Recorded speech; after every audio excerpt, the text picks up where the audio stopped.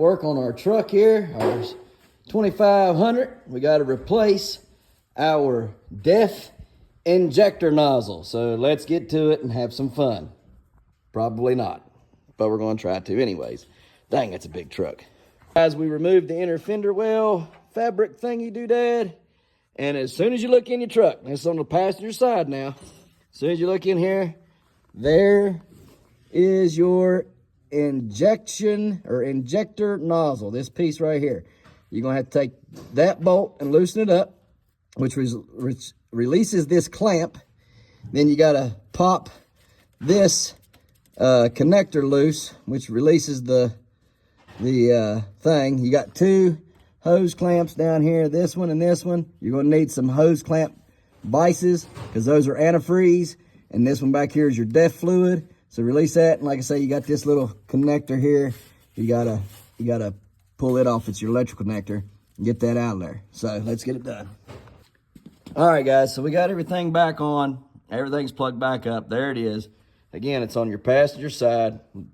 Not a lot of room to work in here. If you're a bigger feller than I am, you may want to remove your tire, your front passenger tire, to get to it, give you a little bit more room to work in there, because it is a pretty tight squeeze. You're not really going to be able to reach up underneath to get to it, you know. That clamp right there, that V clamp, it's a 7mm or 1/4 inch will work as well to get that bolt off of there. You're going to need a screwdriver, a 7mm or 1/4 inch socket. You're going to need a wrench. I turned it up like it's sitting right there, like this, because it was pointed down and I couldn't really get to it like that. So I turned it up, and that way I could get to it better the next time if I have to fool with it again. There's a push button on the back side of your DEF right here. There's a push button back here on the back side of that. Just push it a couple times and it'll release those fingers, and you can pop this DEF line off.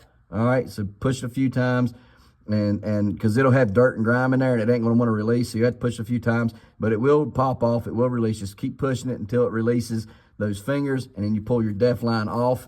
I'll show you all this on the old one.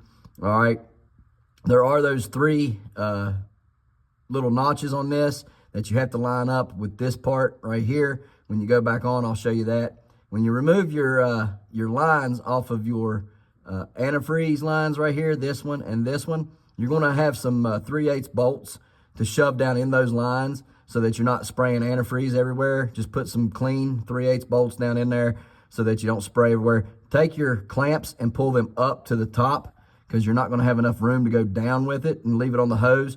So you'll have to take it off with the injector and then put them back on individually when you put your lines back on, all right? As far as that clip goes back there for the electric, that's the biggest and hardest part. I'm gonna show you all that stuff on the old one and kind of go through that and explain it. All right, guys, so here's the old one. There's those three notches I was telling y'all about. There's two right there and one right there. You wanna make sure that those are in the correct position. There's cutouts for them on the part where this goes into. All right, make sure those line up and are in position. If you don't have those in position, you ain't gonna get this on properly. All right, those are your antifreeze lines right there. Like I say, slide those clamps all the way up to the top right there, and then pull this off. If your lines are stuck, take a pair of channel locks and twist the line until you feel it break loose, and then the lines will slip on off there because they are pretty tight. Here's your DEF line right here. Those are the things that this is the bump that the fingers are over. So you have to push it to release it. And you also have to push that button in to put the DEF back onto it, okay? So push it to release it off and push it to push it back on, okay? Make sure you push it to push it back on, because if you don't, you'll break it. Now, the electrical part is this part right here, and this was the pain in the tail.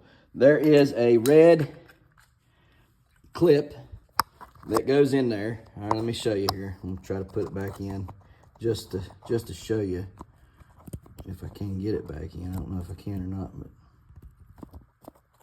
all right. So that red clip goes in there like that, all right? And you're supposed to pull it out and then push it down, all right? Well, I pulled it out and it broke off. And actually it's in there the wrong way. But anyhow, you get the gist of it.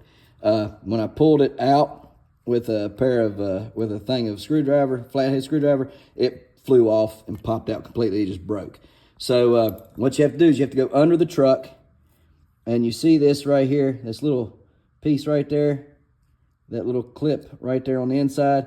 You need to take a flat screwdriver, a small flat screwdriver, like this one right here. Take that small flathead screwdriver and push right there on the back side of it, and it will release. And then you can separate the connector, okay? Because it will break on you. It broke on me, and it broke on several videos that I watched. So just take that flathead screwdriver, put in there, push, and it'll release that right there. Other than that, pretty simple to do. You know, you just got to take your fender cover off and stuff. And it took me a while to get done because I didn't know what I was doing. And like I said, this right here, this was the tricky part right here. This took forever to get off, okay?